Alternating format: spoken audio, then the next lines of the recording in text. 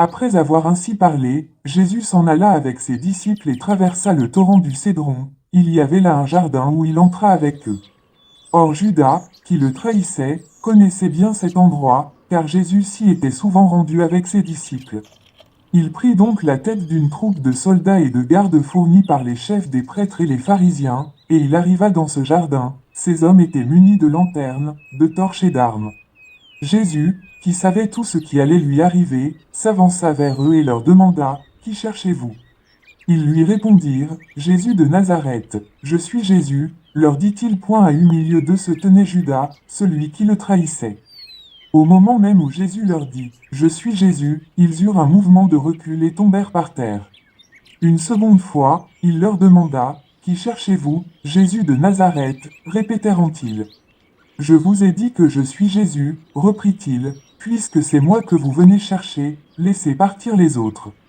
Ainsi s'accomplit cette parole qu'il avait prononcée peu avant, je n'ai perdu aucun de ceux que tu m'as donnés. Simon-Pierre, qui avait une épée, la dégaina, en donna un coup au serviteur du grand prêtre et lui coupa l'oreille droite. Ce serviteur s'appelait Malchus. Jésus dit à Pierre, « Remets ton épée au fourreau, ne dois-je pas boire la coupe du jugement que le Père m'a destiné ?» Alors la cohorte, son commandant et les gardes des Juifs s'emparèrent de Jésus. Et le conduisirent enchaîné tout d'abord chez Anne, le beau-père de Caïphe, qui était le grand prêtre en exercice cette année-là. Caïphe était celui qui avait suggéré aux Juifs qu'il valait mieux qu'un seul homme meure pour le peuple. Simon-Pierre et un autre disciple suivirent Jésus. Ce disciple connaissait personnellement le grand prêtre, et il entra en même temps que Jésus dans la cour du palais du grand prêtre. Pierre, lui, resta dehors près du portail. L'autre disciple qui connaissait le grand prêtre ressortit donc, dit un mot à la concierge, et fit entrer Pierre.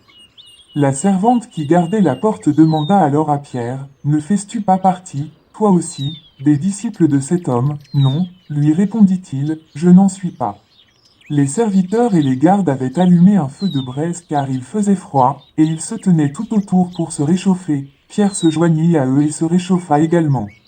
De son côté, le grand prêtre commença à interroger Jésus sur ses disciples et sur son enseignement. Jésus lui répondit, « J'ai parlé ouvertement devant tout le monde. J'ai toujours enseigné dans les synagogues et dans la cour du temple, où tous les Juifs se réunissent. Je n'ai rien dit en secret. Pourquoi donc m'interroges-tu ? Demande à ceux qui m'ont écouté ce que j'ai dit. Ils savent fort bien ce que j'ai dit. » À ces mots, un des gardes qui se tenait à côté de lui le gifla en disant, « C'est comme cela que tu réponds au grand prêtre. » Jésus lui répondit, « Si j'ai mal parlé, montre en quoi c'est mal. Mais si ce que j'ai dit est vrai, pourquoi me frappes-tu » Anne l'envoya enchaîner à Caïphe, le grand prêtre.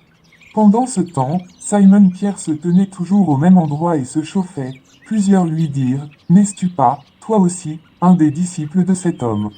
Mais Pierre le nia en disant, « Non, je n'en suis pas. » Un des serviteurs du grand prêtre, parent de celui à qui Pierre avait coupé l'oreille, l'interpella, « Voyons, ne t'ayez pas vu avec lui dans le jardin. » Mais Pierre le nia de nouveau, et aussitôt, un coq se mit à chanter.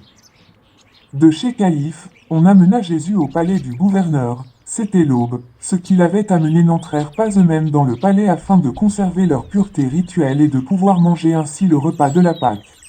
C'est pourquoi Pilate sortit du palais pour les voir et leur demanda, « De quoi accusez-vous cet homme ?» Ils lui répondirent, « S'il n'avait rien fait de mal, nous ne te l'aurions pas livré. » Reprenez-le, répliqua Pilate, et jugez-le vous-même d'après votre loi. Mais ils lui répondirent, « Nous n'avons pas le droit de mettre quelqu'un à mort. » La parole par laquelle Jésus avait annoncé quelle mort il allait subir devait ainsi s'accomplir. Pilate rentra donc dans le palais de justice et fit comparaître Jésus, « Es-tu le roi des Juifs ?» Lui demanda-t-il, « Dis-tu cela de toi-même ou d'autres t'ont-ils dit cela à mon sujet ?» Répondit Jésus, « Est-ce que je suis juif, moi ?» Répliqua Pilate, « Ce sont ceux de ton peuple et les chefs des prêtres qui t'ont livré à moi, qu'as-tu fait ?»